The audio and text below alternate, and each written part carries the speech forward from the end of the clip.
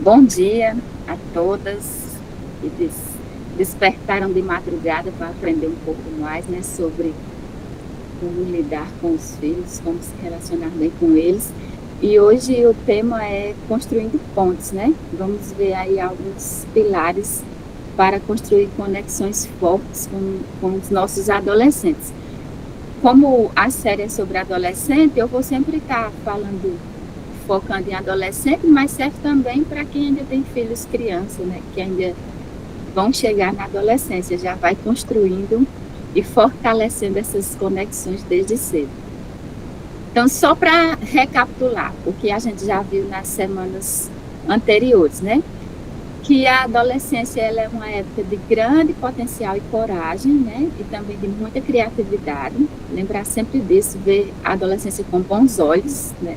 É a época da nossa vida em que a gente tem mais capacidade criativa, de coragem de fazer coisas novas e diferentes e tem um potencial muito grande, né?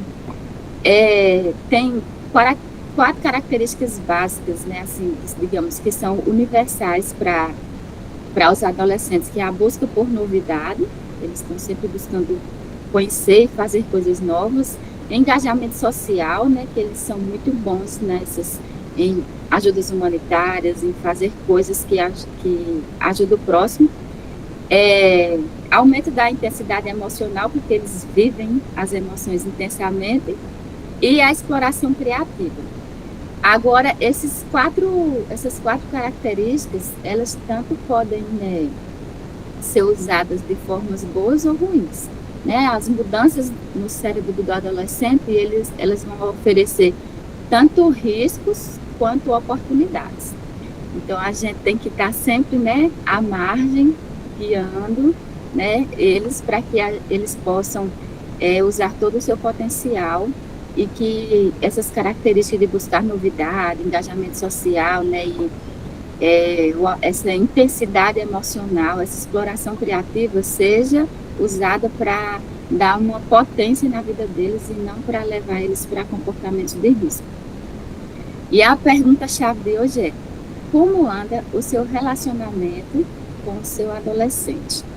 Para quem não tiver adolescente, com o seu filho, né, na idade que tiver. Você já parou para refletir sobre isso? Como é meu relacionamento com meu filho? Né? Como é que eu trato ele? Como é que ele me trata? Quais são os momentos que a gente tem juntos, assim, né? Para conversar, para desaparecer, para brincar, só para estar pertinho. A gente tem esses momentos juntos, né? Ou a vida é tão corrida, tão ocupada, que eu estou sempre trabalhando, ele está estudando, fazendo outras coisas, e a gente nunca se encontra, apesar de morar na mesma casa, né? A gente nunca faz uma refeição junto, nunca senta para assistir um filme, brincar de algum jogo, né? Sai para fazer um passeio, uma voltinha na rua, sei lá, qualquer coisa. Vamos refletir, né, e procurar fazer mudanças, né? A gente se preocupa muito em proteger os nossos filhos, né? Teve até um pedido de oração aí que alguém falou assim: ore para que Deus proteja os meus filhos aonde eles estiverem. E Deus protege mesmo. Deus atende a oração de uma mãe. A oração de mãe tem muito poder. Mas se nós quisermos também aumentar essa proteção, digamos assim, né? Que é proteger o seu filho, né, de muitas coisas, daqueles comportamentos de risco que a gente viu semana passada, né, das drogas, do envolvimento com más amizades, né, más influências, dos vícios em geral. Então, tenha um bom relacionamento com ele.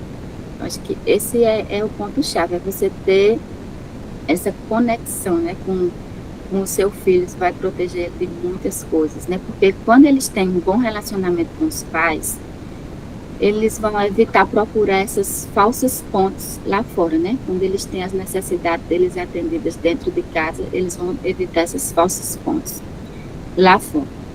Eu separei aqui cinco pilares para um bom relacionamento.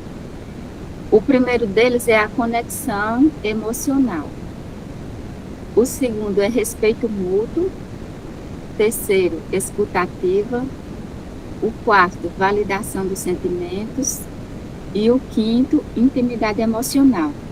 E aí eu vou falar um pouquinho de cada um deles E no final eu vou mostrar alguns livros que a Thierry me falou que vocês ficaram perguntando, né, quais livros seriam interessantes para estudar nessa fase. Eu separei alguns aqui, depois eu mostro para vocês, vocês podem adquirir, ler, estudar, que é sempre bom nós termos novos conhecimentos. Então, o primeiro pilar é a conexão emocional. Você está conectado emocionalmente com o seu filho, tem vários aspectos aí. O primeiro deles é a presença, né? O melhor presente que o seu filho precisa é a sua presença. E quando a gente fala presença, é porque hoje em dia, né, com as mudanças na sociedade, com a mulher saindo assim para trabalhar fora e tendo vários papéis, né, além de ser mãe, acaba que a gente se ocupa demais lá fora e deixa meio que de lado, em segundo plano, né, os filhos, a casa, o esposo, algumas então são assim, não são todas as mulheres, né, porque nós temos que ter o equilíbrio, né, de nos dividir em milhares.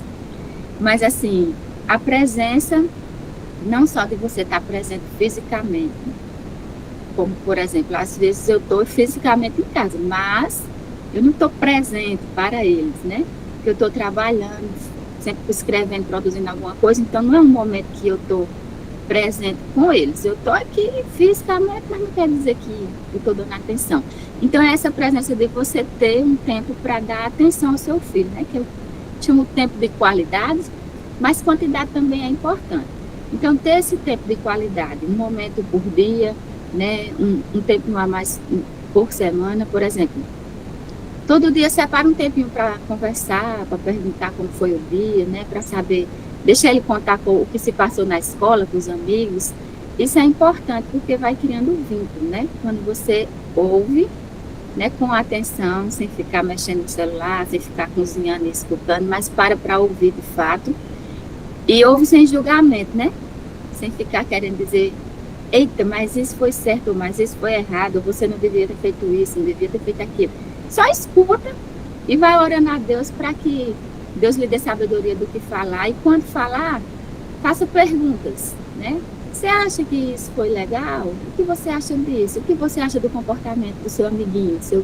Então, essas maneiras de perguntar, você não julgue nem acusa, né? Você deixa ele falar, depois você pergunta alguma coisa. Então, é interessante separar aí, nem que seja 20 minutinhos por dia, gente. 20 minutos num dia de 12 horas que a gente passou mais acordado, não vai, como é que diz, não vai tomar muito nosso tempo, né? E nossos filhos são mais importantes do que muitas outras coisas. Só é trocar as redes sociais, né? Que a gente passa meia hora brincando por uma conversa com o filho. E se tiver mais de um filho, tem que ser momentos separados, né? Porque eles necessitam dessa atenção separada. Então, a presença, esse tempo de qualidade, um final de semana, por exemplo, ou um dia na semana, não sei, você pode escolher sair com ele, fazer o date, né? O dia da mãe e filho, ou do pai e filho, tanto faz. E pergunta a ele, o que é que você gostaria de fazer? Quero tirar um tempo só para você. O que é que você gostaria de fazer? O meu você quer ir comer. Só pode sair para comer, menino, não pode sair sem gastar, não.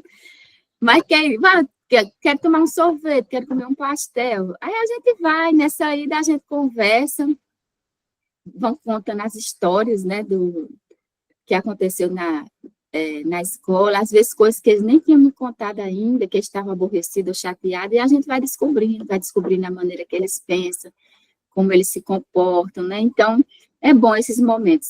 E é bom que seja assim, tem 2, 3 filhos, que seja um encontro só para um, né? Separado, que não vá.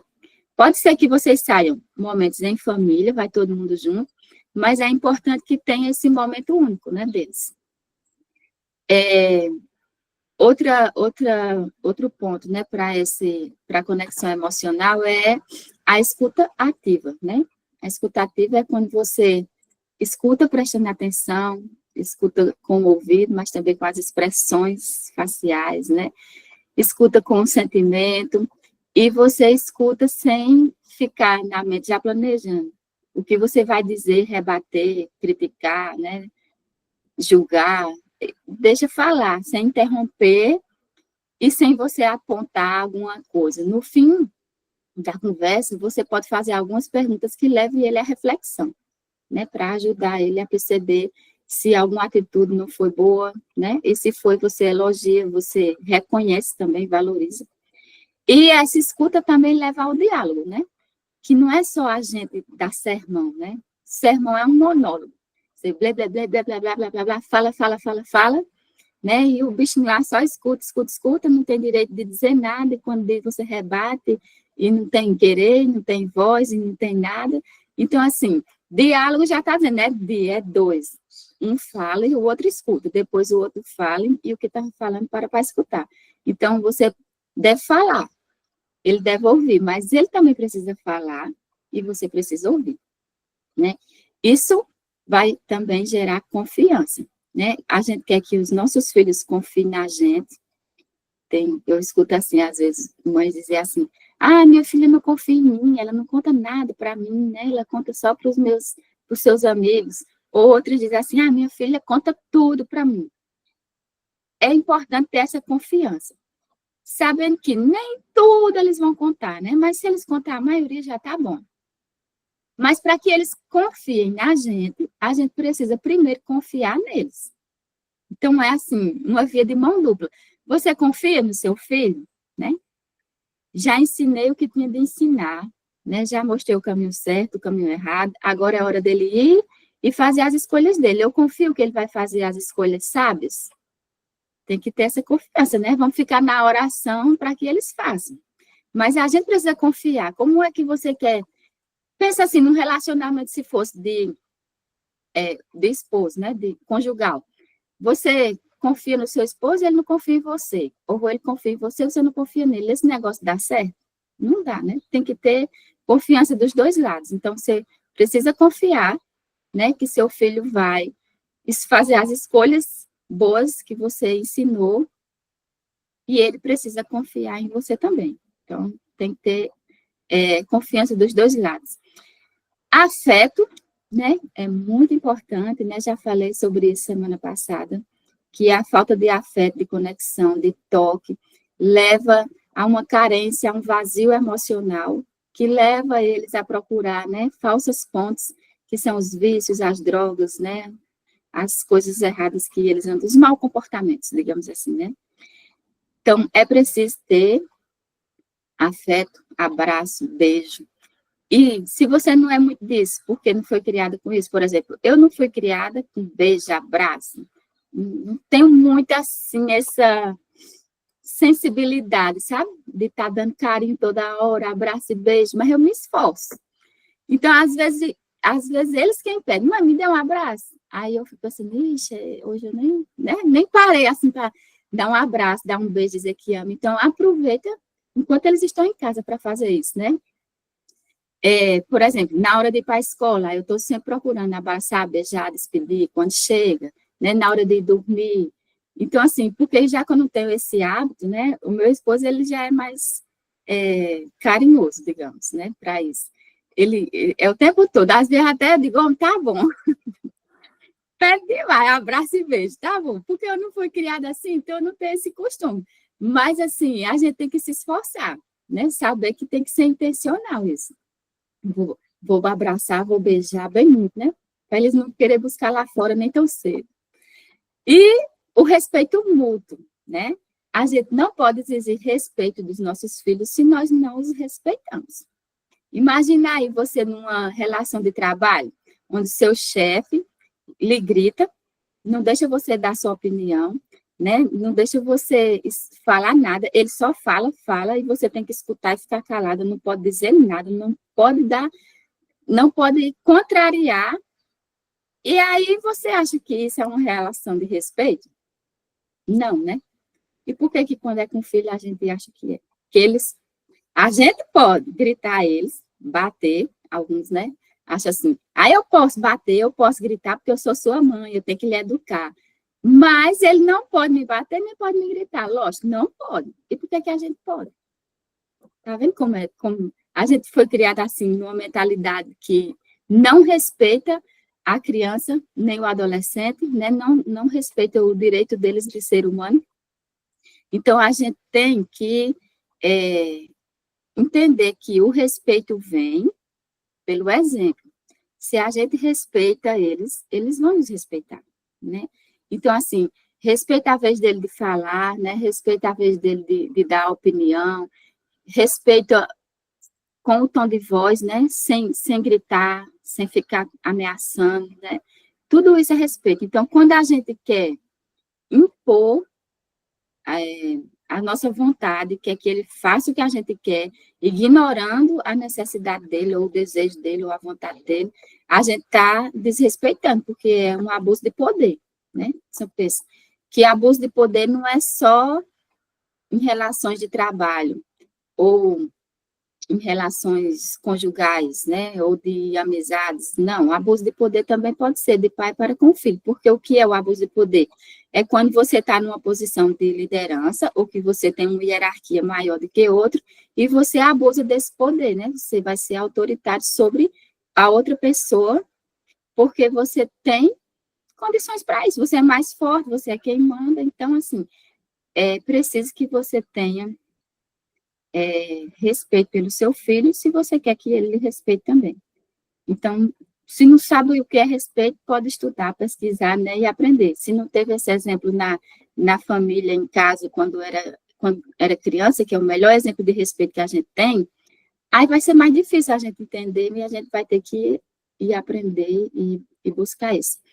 Então, um outro pilar é a validação dos sentimentos, né, que é você não ignorar os sentimentos dos seus filhos, por mais que você não entenda, né, por que ele está chorando, ou ela está chorando horrores por essa besteira, né, a gente tende a dizer isso, mas não diga assim, isso é besteira, menino, isso tanto passa, ou então, assim, está sentindo nada, isso é conversa, né, isso é cor de sua cabeça, não, né, valide os sentimentos, ele está dizendo que está sentindo, então valide, né, diga, você está sentindo isso, tudo bem, a gente pode, né, estou aqui para lhe ajudar, o que você precisar, né, então não ficar negando o sentimento, né, mas pelo contrário, confirmar e validar e tentar ajudar da maneira que for possível. Isso vai gerar também intimidade emocional, né, que é um dos pilares também. Pense assim, ó, se seu filho tivesse só uma semana de vida, como seria seu relacionamento com ele? O que é que você faria nessa última semana de vida? Eu fiquei pensando nessa pergunta, eu passaria mais tempo com eles, né? Porque, apesar de eu estar muito tempo em casa, mas não é com eles, né? Eles estão fazendo outras coisas lá, eu fico aqui trabalhando. Mas, assim, é uma pergunta boa que faz a gente refletir, procurar mudar algumas coisas, né? A gente nunca sabe quando vai ser o último encontro, né? Então, a gente precisa mudar hoje, né? A hora, que nem diz na Bíblia, né? O dia e a hora da salvação é hoje, é agora, né? Então, vamos procurar mudar essas atitudes o quanto antes. E quais crenças você tem alimentado e reproduzido sobre os seus filhos? Porque essas crenças, elas vão influenciar diretamente no nosso relacionamento com ele, com base no que a gente acredita, a gente trata, né? Ou destrata, no caso, os nossos filhos. Então, assim, para também para refletir, né? Mais tarde, sobre o que é que vocês têm pensado, assim, o que é que você tem alimentado, né? Meu filho, quando você pensa em seu filho, vamos descrever eles, ele é o quê? Aí vem na sua cabeça, que qualidades? Ele é rebelde, preguiçoso, descontrolado, desobediente, impulsivo, né? São essas características que vêm, ou você pensa, nas potencialidades dele, é carinhoso, ele é bondoso, ele é obediente, ele é persistente, não sei, vai pensando aí nas qualidades dele. Porque quanto mais a gente armazena pensamentos bons, melhor a gente vai tratar eles. E quanto mais a gente armazena esses pensamentos negativos sobre eles, né, que são os defeitos, a gente fica focando nos defeitos, o que a gente foca, expande. Então, lembre dessa frase, né?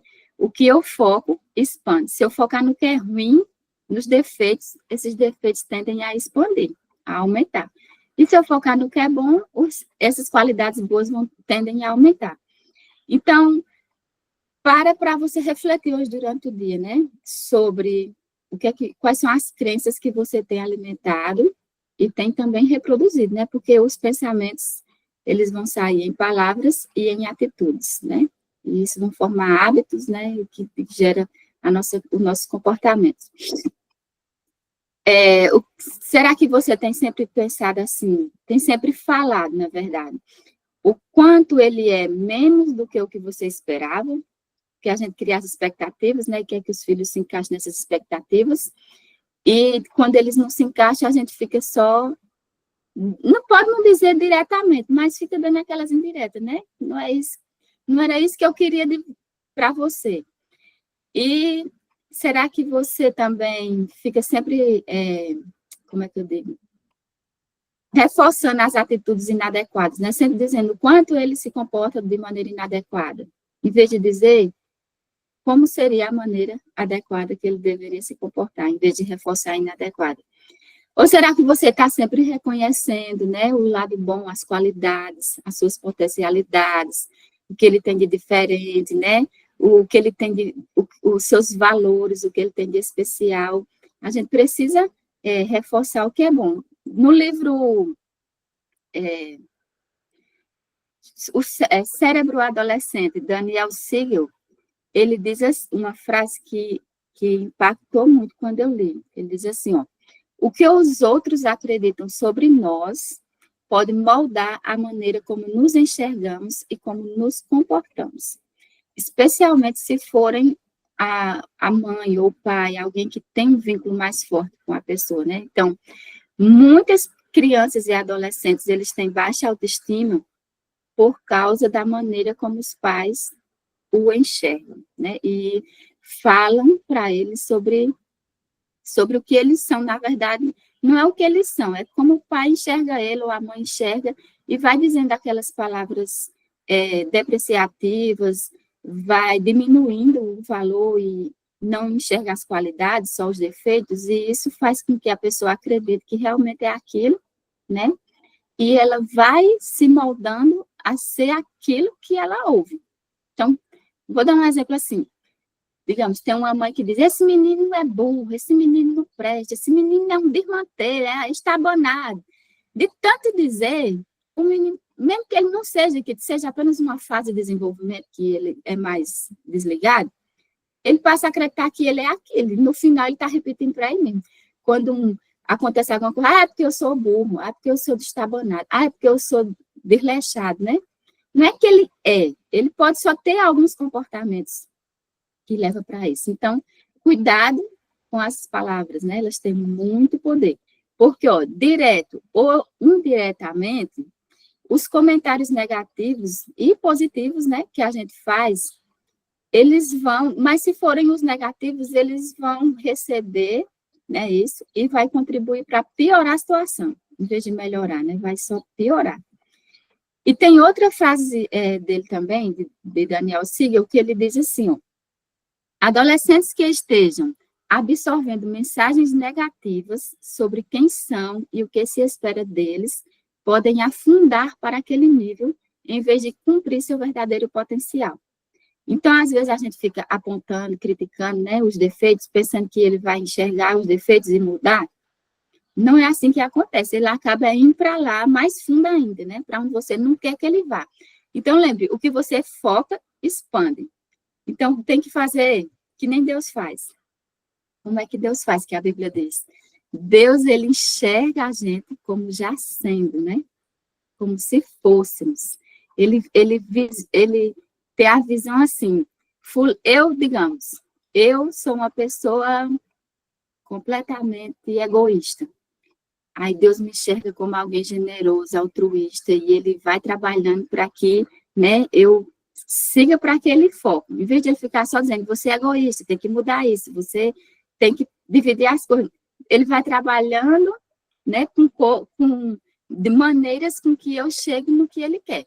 Então, assim, vamos focar nas qualidades, né, em vez da gente criticar e reforçar o mau comportamento, aponte o que você gostaria que ele fizesse, né?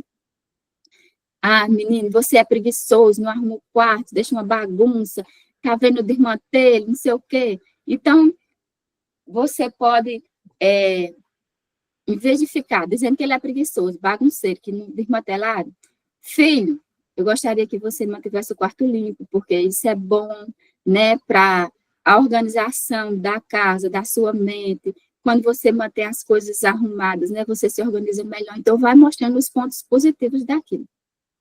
E o que é que o seu adolescente precisa, né? Só para relembrar, que eu já falei isso semana passada. Amor incondicional e aceitação, né? Ame incondicionalmente, não espere nada em troca, beije sem esperar beijo em troca, abrace sem esperar abraço em troca. Se vier, glória a Deus. Se não vier, a gente tem que continuar amando, né? Deus, ele não ama a gente esperando. Só quando, tipo assim, eu vou amar, mas eu quero que você me ame de volta. Não.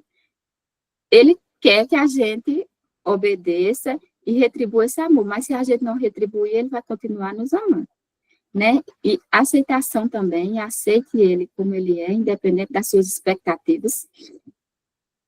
A gente projeta coisas boas, como Deus também projeta coisas boas para nós, né? A gente quer o melhor para os nossos filhos, mas nem sempre eles vão fazer as escolhas que a gente planejou, né? Às vezes a gente planeja uma profissão, planeja uma atuação em alguma área, né? Planeja que eles sonha assim que eles aprendam algum instrumento, uma língua, sei lá o quê, praticar algum tipo de esporte específico, mas eles vão escolher coisas diferentes e a gente precisa aceitar as escolhas deles, né? E mesmo que as escolhas sejam ruins e a gente não concorde, nós não podemos deixar de amá-los e de tratá-los como os nossos filhos, porque não é isso que Deus faz. Deus não planeja coisas boas para nós, planos muito maiores e melhores do que os nossos, e a gente dá umas mancadas, e ele não deixa de nos amar e de nos tratar bem. Ele continua nos tratando bem, né? Apesar de que nem todos os ideais dele a gente vai atender, né? Porque nós, provavelmente, nós estamos bem longe dos ideais de Deus. Ele nem sempre obtém o que deseja, mas ele continua nos amando e cuidando de nós, como se nós fôssemos aquilo que ele gostaria que a gente fosse, né? Então, vamos seguir o exemplo de Deus, que é o melhor exemplo de paternidade. Precisa de amor incondicional, aceitação, vínculo e relacionamento, né? Então, conecte-se com seu filho, tenha vínculo, tire tempo para ele, saia com ele, né? Pergunte o que é que ele quer fazer com você, se é jogar bola, escutar música, assistir um filme, jogar um joguinho lá. Se você não souber jogar, ele ensina. Então, assim, esteja perto, esteja próximo, né? Escute. Orientação e confiança, eles também precisam, né? Que a gente esteja à margem. Tem a característica que eles gostam mais na adolescência de estar com os pares, mas não quer dizer que eles vão ficar completamente independentes dos adultos, né? Precisa dos adultos ali para orientar. Precisa também a gente confiar neles para poder eles confiar em nós. E eles precisam de proteção e diversão, né? Proteção, a gente vai cuidar de protegê-los, né? Das más influências, das coisas ruins que tem nesse mundo, de ser o porto seguro, de estar ali para tudo que eles precisarem, e também promover diversão. Um passeio em família, um piquenique, né? Uma saída para fazer alguma coisa, algo que eles gostem, né? Que eles se divirtam, eles precisam dessa diversão. A criança precisa do brincar, né? O adolescente também precisa dessa diversão. E, para finalizar, trate as pessoas como se elas fossem o que deveriam ser, e você as ajudará a ser o que elas são capazes de ser. Essa frase é de Johann Wolfgang. Vou repetir, viu? Para você lembrar e fazer com seus filhos. E não só com eles, né? Com outras pessoas também. Trate as pessoas como se elas fossem o que deveriam ser, e você as ajudará a ser o que elas são capazes de ser. Seus filhos são capazes de ser homens e mulheres de Deus, pessoas grandiosas, maravilhosas, de fazer coisas incríveis. Os adolescentes, eles são naturalmente carinhosos, bondosos, amáveis. Quando eles ficam rebeldes, né? quando eles têm que lutar para ser o que eles são, é que vem esses comportamentos negativos, né? Os comportamentos desafiadores, porque eles estão comunicando que não estão recebendo o que eles precisam. Então, a gente tem que se ligar que, por que esse comportamento? O que é que ele está precisando que eu não estou dando? Né? E trate como se eles fossem aquilo que vocês gostariam que eles fossem e eles vão caminhar para isso. Porque se você ficar focando só no ponto negativo, ele vai acabar, né, afundando mais em direção a esse ponto negativo do que o ponto positivo. E não esqueça, né, a adolescência, ela é a segunda e última oportunidade que nós temos para fazê-los sentir-se amados. Então, é uma época em que a gente tem a oportunidade de reconstruir nosso relacionamento com eles, né? Se a gente deixou a desejar na infância, pois a hora é agora. Aproveita a chance que Deus lhe deu, né? Do renascimento e começa a reconstruir essa conexão para que eles terminem a sua, como é que eu diria? A sua maturidade, né? Para a vida adulta em paz.